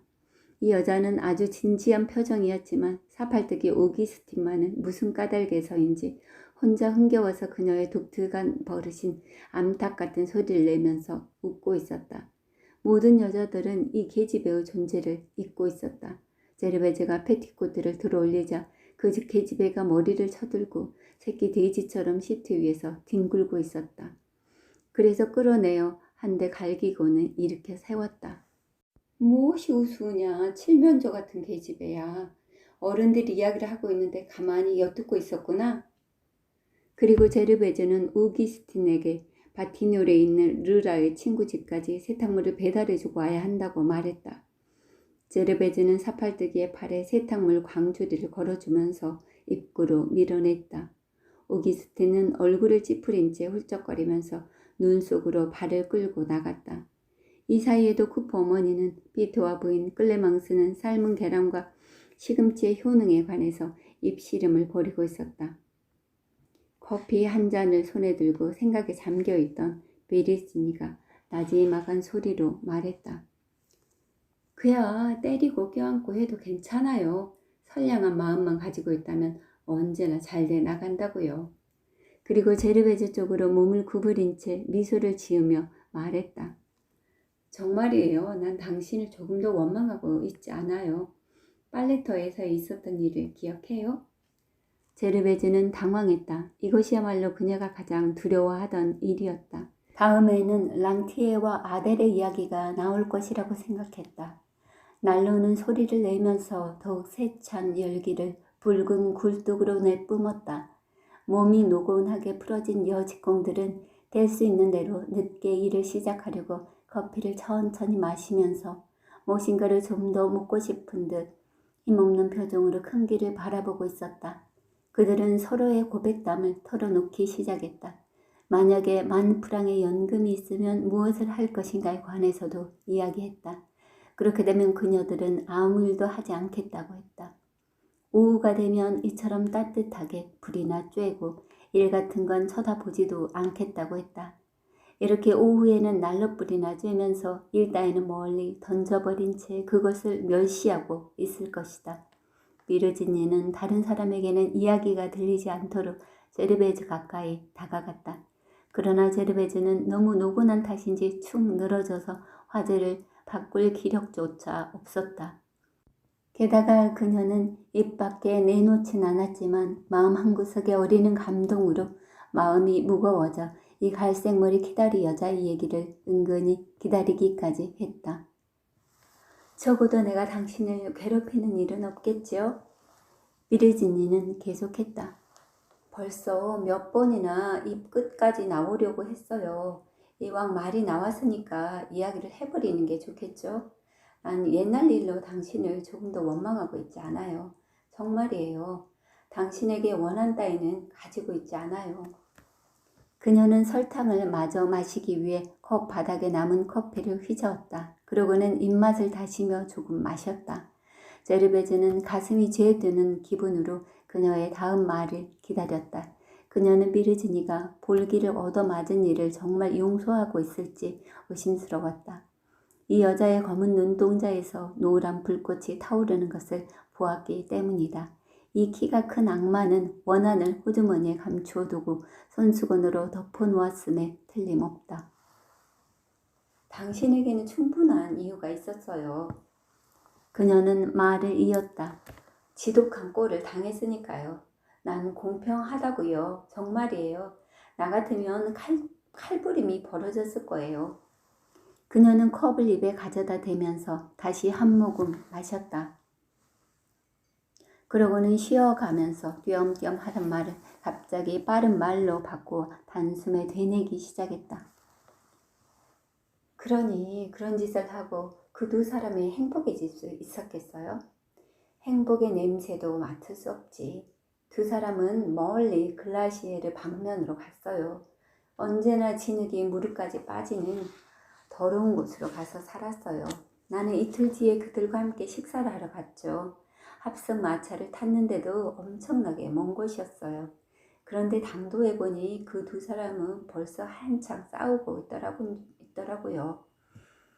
내가 들어갔을 때는 서로 주먹 다짐이 벌어지고 있었죠. 어때요? 이게 서로 그렇게도 좋아한 사이라니. 아들 따윈 목을 졸라 죽인다 해도 밧줄이 아까울 정도로 가치 없는 여자예요. 그야 내 동생이긴 하지만 도저히 손을 댈 수가 없는 창녀의 가죽을 뒤집어 쓴 년이거든요.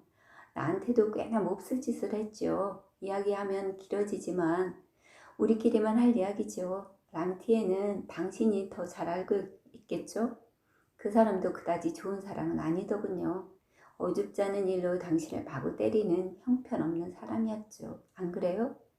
때릴 때는 주먹을 불끈 쥔다면서요? 내가 들어갔을 때는 두 사람이 다 주먹질을 하고 있었어요. 계단을 올라가자 싸우는 소리가 들리더군요.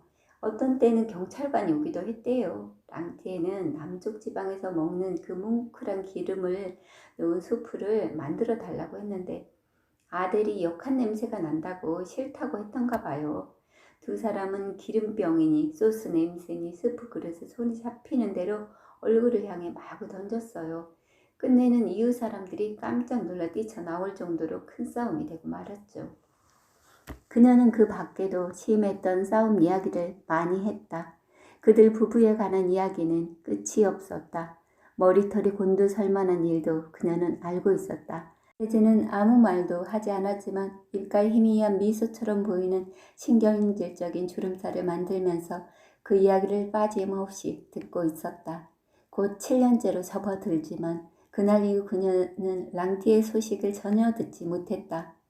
그녀의 귀에 나지막하게 속삭여진 랑티에라는 이름이 이다지도 명치 끝을 저밀이라고는 미처 생각하지 못했다. 이제는 아델에 대해서도 질투를 느끼고 있지 않았다. 그러나 마음속으로는 그들 부부의 주먹 싸움을 비웃었다. 그 계집애의 몸이 시퍼런 몽투성이가 되었을 것을 상상했다.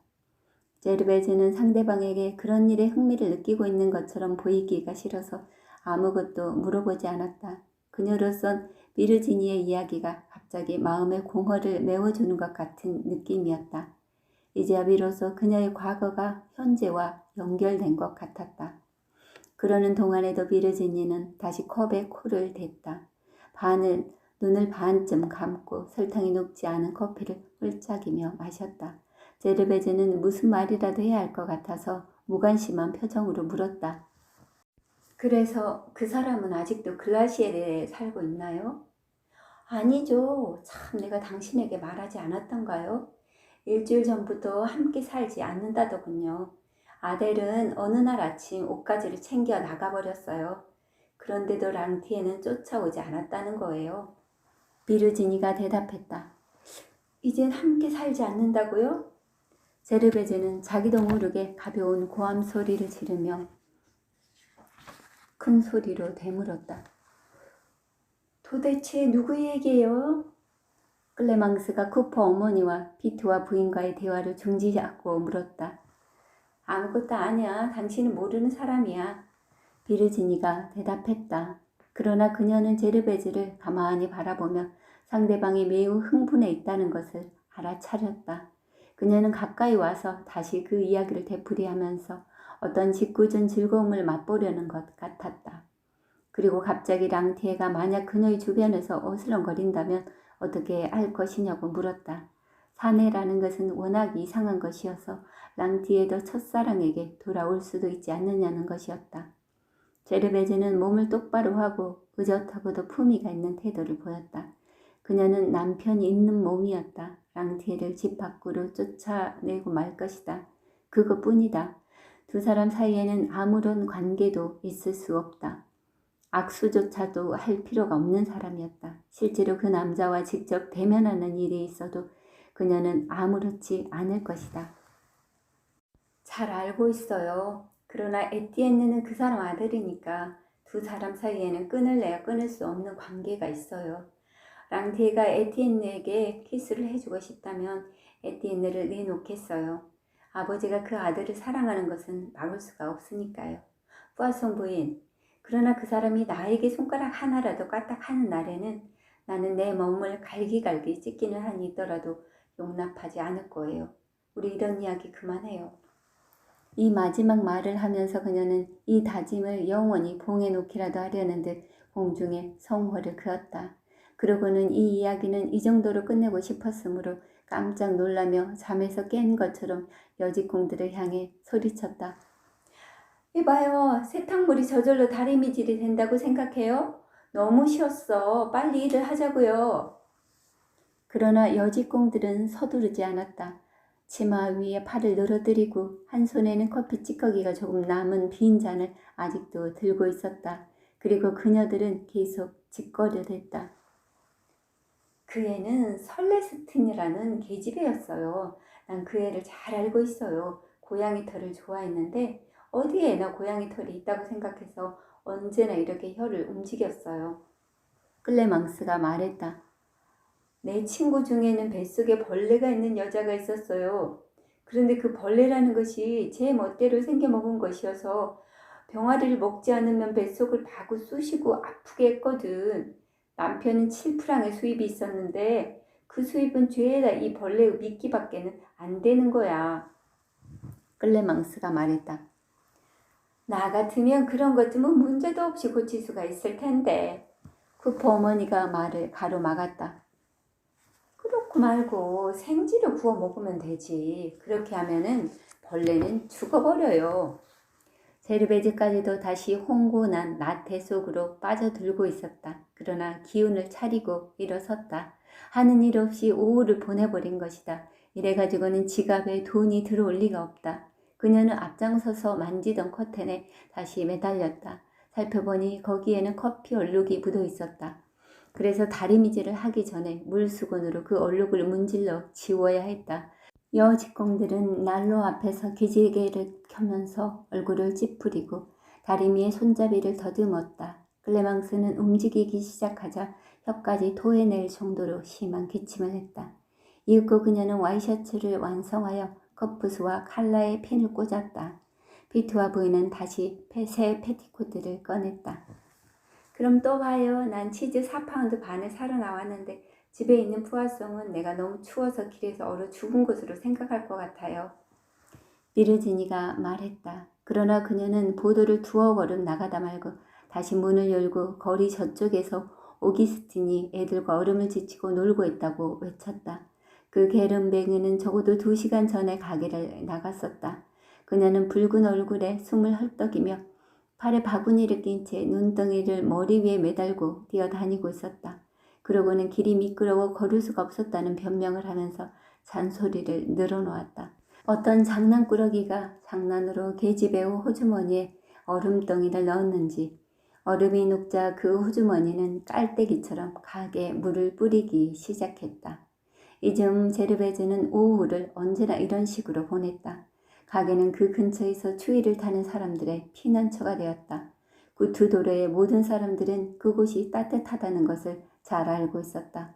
그곳에는 쉴 새 없이 줄곧 짓거려대는 여자들이 모여 치마를 무릎까지 걷어올리고는 모든 비밀 이야기를 털어놓으면서 난로 앞에서 몸을 녹였다. 제르베즈는 이 기막힌 난방을 자랑했다. 그리고 로리의 부부와 모시우 부부의 헐뜯는 말에 의하면 그녀가 하나의 살롱을 열었다는 것이다. 사실 그녀는 남 돕는 것을 좋아해서 가난한 사람들이 문 밖에서 떨고 있는 것을 보면 안으로 불러들일 정도였다. 특히 이 건물의 다락방에서 살고 있는 70이나 된 칠장이 부리 영감에게는 매우 다정하게 대해주었다. 부리 영감은 크리미아 전쟁으로 세 아들을 잃고 2년 전부터는 페인트 칠도 할 수 없게 되어 현재는 운명을 하늘에 맡긴 채 살아가고 있었다. 제르베즈는 부리 영감이 몸을 녹이기 위해 눈 속에서 발을 구르고 있는 것을 보면 안으로 들어오게 해서 난로 곁에 자리를 마련해 주었다. 때로는 빵과 치즈를 억지로 먹이는 일도 있었다. 불이 영감은 등이 구부러졌고 머리는 백발이었으며 얼굴은 시든 사과처럼 주름이 잡혀 있었다. 그는 갈탄이 튀는 소리를 들으면서 말없이 몇 시간이고 그곳에 앉아 있었다. 아마 그는 사다리 위에서 일했던 지난 50년 동안의 일, 즉 파리 구석구석의 문을 칠하고 천장을 하얗게 칠하면서 살아온 반세기의 추억을 되새기고 있을 것이다. 불이 영감님, 지금 뭘 생각하고 계시는 거죠? 이따금 제르베즈가 물었다. 아무것도 아니야. 그저 여러 가지 일이지. 그는 맥없이 대답하곤 했다. 여직공들은 농담으로 영감님의 마음속엔 사랑의 번뇌가 들어있는 것이라고들 했다. 그러나 그는 여직공들이 하는 말에는 귀를 기울이지 않고 또다시 묵묵히 쓸쓸한 생각에 잠기곤 했다. 이때부터 비르지니는 제르베즈에게 랑테에 관한 이야기를 자주 들려주었다. 그녀는 제르베즈가 당황해하는 것이 재미있어 예대인의 이야기를 자꾸 들먹거리는 것 같았다.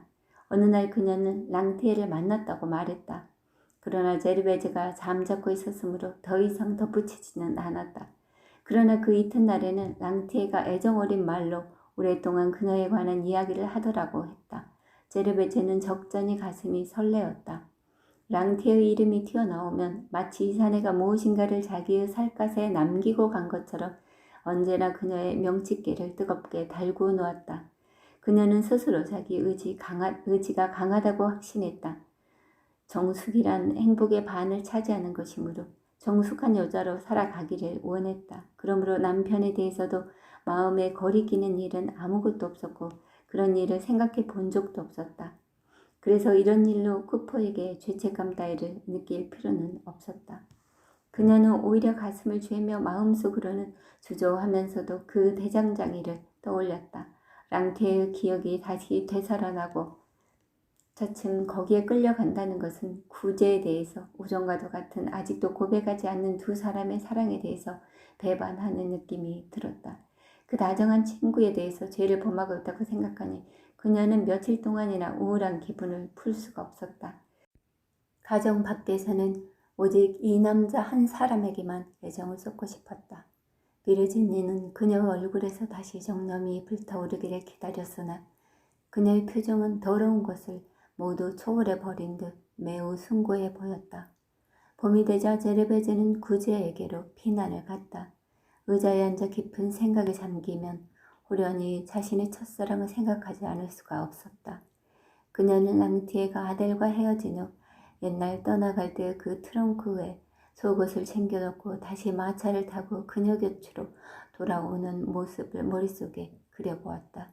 그녀는 외출하는 날에는 언제나 어리석은 공포에 사로잡히곤 했다. 그녀는 갑자기 뒤에서 랑티의 발소리를 들은 것 같기도 했다. 두 손으로 몸을 붙잡힌 기분이어서 뒤돌아볼 용기조차 없었다. 틀림없이 이 사내는 그녀를 숨어서 지켜보고 있을 것이다. 그는 어느 날 오후 불쑥 나타날지도 모른다. 그리고 옛날처럼 귀에 키스를 하며 장난을 칠 것이다. 그런 것을 생각하면서 그녀는 식은 땀을 흘렸다. 그녀가 가장 두려워하는 것은 바로 그 키스였다. 그것이 벌써부터 그녀를 귀머거리로 만들었으며 환청을 불러일으켰다. 그 속에서 고동치는 심장의 울림만이 크게 들려왔다. 이러한 공포에 사로잡힐 때마다 그녀는 대장간이 유일한 피난처가 되었다. 거기서 그녀는 구제의 보호를 받으며 내리치는 망치 소리에 그녀의 악몽과 같은 망상을 털어버리고 다시금 미소를 지을 수 있었다. 얼마나 상쾌한 계절인가. 세탁부는 포르트 블랑슈가에 사는 손님을 소중히 여겨 언제나 그 세탁물은 자신이 직접 배달했다. 사실 금요일마다 그쪽으로 배달 가는 것은 마르카데르가를 지나서 그 대장간을 방문하기 위한 하나의 구실이었다. 그녀는 그 거리의 모퉁이를 돌아가면 회색의 공장에 둘러싸인 황무지 한가운데 들놀이라도 하듯 기분이 가벼워지고 밝아지는 것을 느꼈다. 석탄으로 더럽혀진 길이나 옥상의 날개 모양의 장식과 같은 증기는 푸른 덤불 속으로 사라져가는 교회의 습속 웃을길을 거니는 듯한 기분을 느끼게 했다. 그녀는 공장의 높은 굴뚝이 여러 가지 줄무늬를 짓고 있는 흐릿한 지평선과 창문이 규칙적으로 열려져 있는 백악의 건물이 하늘을 즐비하게 가리고 있을 몽마르트 언덕을 좋아했다. 이윽고 공장에 도착하면 그녀는 걸음을 늦춰 물 구덩이를 뛰어넘고 인적이 드문 폐물 창고 옆에 지저분한 구석을 가로질러 가는 것이 즐거웠다. 안쪽에서는 대낮인데도 화덕이 하얗게 빛나고 있었다. 그녀의 마음은 새망치를 따라 춤을 추었다. 그녀는 안으로 들어가자 밀회를 즐기러 온 여자처럼 목덜미에 짧은 금발을 휘날리며 얼굴을 붉혔다. 그제는 그런 날이면 멀리서도 그녀에게 들리도록 한층 더 강하게 철침을 두드리며 발도 가슴팍도 내놓은 채 그녀를 기다렸다. 이윽고 그녀를 발견하면 금빛 수염 속에서 다정한 웃음을 띠면서 맞이했다. 그러나 그녀는 그의 일을 방해하고 싶지는 않았다.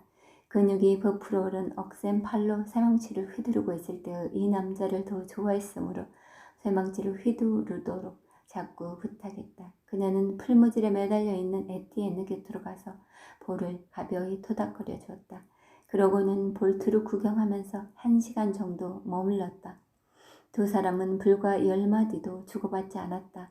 두 겹의 자물쇠로 잠겨진 침실에서도 이 이상으로 두 사람의 애정을 만족하게 하지는 못할 것이다. 부하생 스와프가 비웃어도 두 사람의 귀에는 전혀 들리지 않았으며 조금도 신경 쓰이지 않았다. 15분이 지나자 여자는 약간 숨이 가빠졌다. 열기와 강렬한 냄새, 피오르는 증기로 정신이 멍해졌고 게다가 기계의 육중한 소리가 발 뒤꿈치로부터 가슴팍까지 그녀를 뒤흔들었다. 이쯤 되고 보니 그녀는 이미 아무런 욕망도 없고 그저 그 자체가 쾌락이었다. 설사 구제가 그 팔에 그녀를 껴안았다고 해도 이보다 더 강렬한 감동을 주지는 못할 것이다. 그녀는 구제가 치는 새 망치의 바람에 두 볼에 직접 느껴보고 싶어서 그 곁으로 가까이 다가갔다. 불꽃이 그녀의 부드러운 손을 쏘아도 그녀는 손을 뒤로 움츠리지 않았다. 오히려 피부를 쏘는 그 불줄기를 즐기고 있었다. 그는 자신의 힘과 솜씨로 여자를 설득하기 위해 어려운 일은 금요일에 하기로 했다. 그는 자신의 몸을 생각하지 않고 철침을 두 조각으로 쪼갤 듯이 내리쳤다. 몸을 헐떡이며 여자에게 준 기쁨으로 허리를 부르르 떨고 있었다. 이리하여 봄동은 두 사람의 사랑은 폭풍과 같은 소리로 대장간을 가득 채웠다. 이것이야말로 석탄이 불타오르고 매연에 그을린 대들보가 삐걱거리고 있는 건물의 진동 속에서 일하는 거인의 작업 속에 나타난 하나의 목가였다. 빨간 양초처럼 으깨지고 이겨진 쇠에는 두 사람의 사랑이 지나간 거친 흔적이 남아있었다. 금요일마다 제르베즈는 구포와 만났으며 그와의 만남이 그녀에게는 충족감을 던져주었다. 그와 헤어져 돌아올 때면 몸도 마음도 노곤해져서 부하소니에르가를 조용히 올라갔다. 랑티에 대한 공포는 차츰 흐려지기 시작했다. 그녀는 다시 이성을 되찾았다. 이 무렵 완전히 무용지물이 되어버린 쿠포만 없었다면 그녀는 더욱 행복한 생활을 보낼 수 있었을 것이다. 어느 날 마침 대장간에서 돌아오는 길이었다. 그녀는 꼴롱부 영감의 집에서 메보트와 비비라 그레아드, 부하생 스와프 등과 쿠퍼가 떠들썩하게 브랜디 내기를 하고 있는 것을 보게 되었다. 그녀는 엿보고 있는 것처럼 보이기 싫어서 급히 그 자리를 떠났다. 그러나 돌아다 보니 마침 쿠퍼가 이제는 익숙한 솜씨로 싸구려 브랜디를 작은 술잔에 부어 목구멍으로 쏟아놓고 있었다. 말하자면 그는 거짓말을 하고 있었던 것이다. 지금 그는 브랜디를 마시고 있지 않은가. 그녀는 몹시 실망하여 집으로 돌아왔다. 브랜디에 대한 공포가 다시 엄습해왔다. 포도주는 노동자에게는 영양분을 제공해 주므로 그녀도 허락하고 있지만 알코올은 반대로 몸에 해로웠다. 노동자로부터 빵의 맛을 빼앗는 독이었다. 정부는 모름지기 이와 같은 해로운 것은 그 제조를 금지했어야 했다. 구투도르가에 이르자 건물 안에서는 큰 소동이 벌어져 있었다. 여직공들은 작업대에 붙어있지 않고 앞마당에 나와서 하늘을 바라보고 있었다. 그녀는 클레망스에게 물었다. 비자르 아저씨가 마누라를 마구 두들겨 패고 있어요. 여직공이 대답했다. 그는 엉망으로 취해가지고 현관에서 마누라가 빨래터에서 돌아오는 것을 기다리고 있었어요. 그리고 주먹으로 때리면서 계단으로 끌고 올라가 끝내는 저 방에서 때려 죽이려 하고 있어요. 저 비명소리 들리죠? 제르베즈는 황급히 뛰어 올라갔다. 그녀는 자기 가게에서 하청일을 하고 있는 매우 부지런한 비자르 부인에 대해서 호의를 가지고 있었다. 그래서 싸움을 말려야겠다고 생각한 것이다. 7층 방문이 열린 채 새들어 사는 여러 사람들이 층계참에서 떠들어대며 모여 있었다. 보슈 아주머니가 방문 앞에서 외치고 있었다. 그만두지 못해요. 경찰을 데리고 오겠어요. 알겠어요? 하지만 비자르가 술에 취하면 짐승이 된다는 것을 잘 알고 있었으므로 아무도 자진해서 방으로 들어가 보려는 사람이 없었다. 더구나 그는 술에 취하지 않은 적이 없었다. 이따금 일을 하는 날에도 대장간의 바이스 앞에 브랜디병을 두고 30분마다 나팔을 불듯이 병째 마구 들이켰다. 그렇게 하지 않으면 몸을 지탱할 수 없을 정도였다. 만약 입가에다 성냥이라도 켜면 그는 횃불처럼 타버릴지도 몰랐다. 그래도 부인을 죽게 내버려둘 순 없잖아요. 제르베즈가 온몸을 벌벌 떨면서 말했다. 그리고 그녀는 방 안으로 들어갔다. 방은 깔끔했지만 시트까지 벗겨져 술값을 치르는 남편의 주벽 때문에 무엇 하나 없이 텅 비어 서늘한 느낌이었다. 싸움 때문에 탁자는 창가까지 굴러갔고 2개 의자는 뒤집어져서 다리가 천장을 향한 채 넘어져 있었다. 방바닥 한가운데서 빨래터에서 물에 젖은 치마를 넓적 다리까지 찰싹 달라붙게 한 비자르 부인이 머리채를 잡힌 채 피투성이가 되어 남편이 발길질을 할 때마다 거친 숨결로 허덕이고 있었다. 그는 처음에는 주먹으로 때리다가 지금은 발로 차고 있었다. 오, 이 지옥, 지옥, 지옥이야.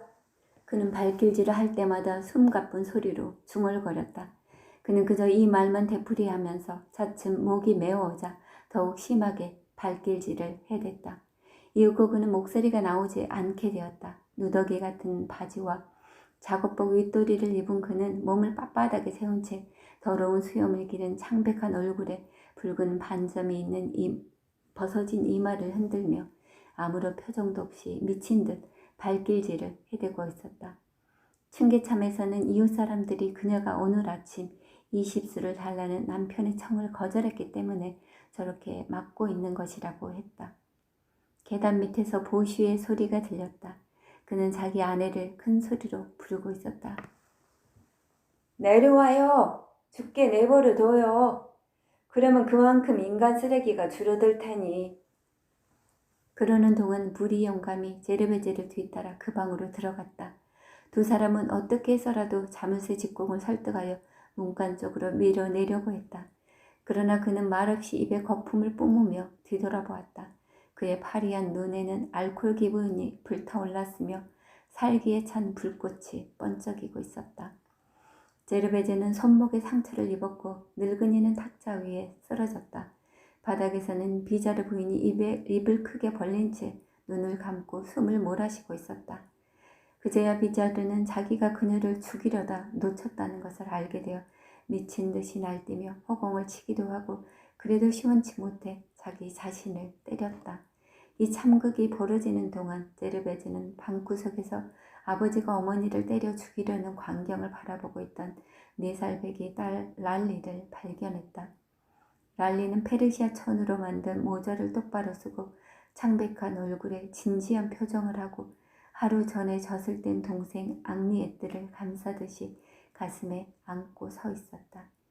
그녀의 검고 큰 눈동자는 깊은 생각에 잠긴 듯이 끔찍도 하지 않았고 눈물 한 방울 흘리지 않았다. 비자르가 의자에 부딪혀서 바닥에 쓰러진 채 그대로 코를 골며 잠들어 버리자 무리 영감은 그를 그대로 내버려두고 제르베즈와 함께 비자르 부인을 안아 일으켰다. 그녀는 몹시 흐느꼈다. 그러나 랄리는 이런 일에 익숙한 듯 이미 체념하고 있었으므로 가까이 다가가서 어머니가 울고 있는 것을 바라보고 있을 뿐이었다. 제르베즈는 층계를 내려오면서도 조용해진 건물 속에서 제법 분별이 있는 어른의 눈동자처럼 침착하고 미덥게 보이던 이 4살배기 계집의 오는 길을 연방 눈앞에 그려보고 있었다. 쿠포 씨가 건너편 보도에 있어요. 그녀를 보자 클레망스가 외쳤다. 많이 취했나 봐요. 마침 쿠퍼는 길을 가로지르고 있었다. 그는 문을 잘못 밀어 하마터면 어깨로 유리를 깰 뻔했다. 그는 엉망으로 취해서 이를 악물고 코를 실룩거렸다. 제르베즈는 그의 피부를 창백하게 하고 있는 나쁜 피 속에 저 목로주점에 독한 술이 들어있다는 것을 알았다. 그녀는 그가 포도주를 마시고 명랑하게 떠들고 있을 때와 똑같이 웃어 보이며 그를 재우려 했다. 그러나 그는 입을 꽉 다문 채 그녀를 밀어냈다. 그리고 혼자서 침대로 가면서 그녀에게 주먹을 휘두르려 했다. 그도 역시 저 7층에서 아내를 죽도록 두들겨 패고는 지쳐서 코를 골고 있는 주정뱅이와 다를 바가 없었다. 그녀는 오싹 소름이 끼쳤다. 그러고는 크게 상심하여 행복해지려는 희망을 영원히 상실해버린 채 남자들, 즉 남편과 구제와 그리고 랑티에를 생각했다.